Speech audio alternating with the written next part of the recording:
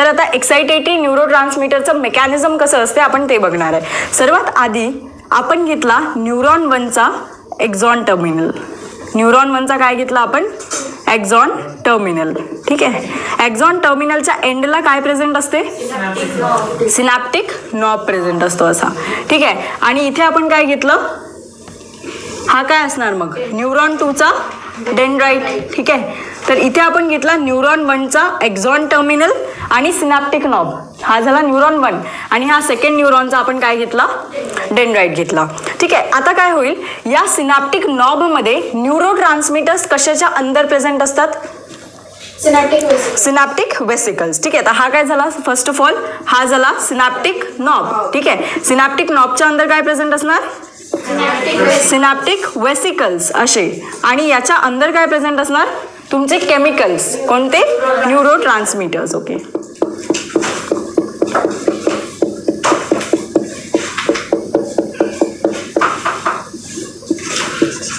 आपण कोणते बघत आहे इथे न्यूरोट्रान्समीटर मध्ये? एक्साइटेटरी. ओके. आता काय होईल? सर्वात आधी न्यूरल इम्पल्स या न्यूरॉनमध्ये ट्रॅव्हल करेल. तर या न्यूरॉनमध्ये इकडे काय असणार आहे? सेल बॉडी असणार. तर ऑफकोर्स त्या सेल बॉडीमध्ये आधी इम्पल्स आला असेल. मग सेल बॉडीमधून कुठे गेला तो? एक्झॉन टर्मिनलमध्ये. म्हणजे काय होत आहे? असा न्यूरल इम्पल्स इथे येत आहे. ठीक आहे. तर काय होईल आता नोटीस करा इथे मेकॅनिझम आता स्टार्ट होत आहे.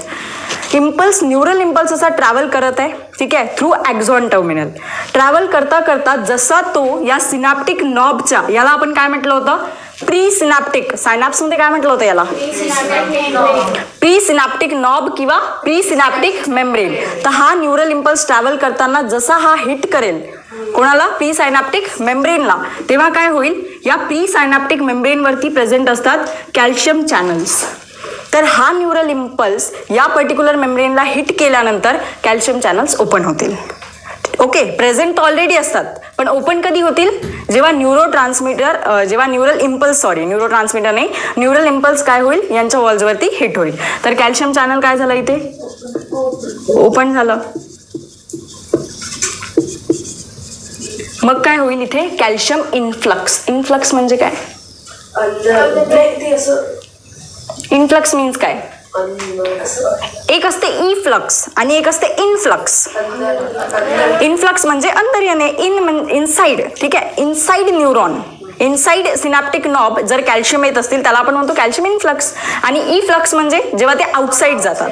तर इथे कॅल्शियम चॅनल ओपन झाले जेव्हा न्यूरल इम्पल्स काय झालं याच्यावरती हिट झाला. मग काय झालं? कॅल्शियम याच्या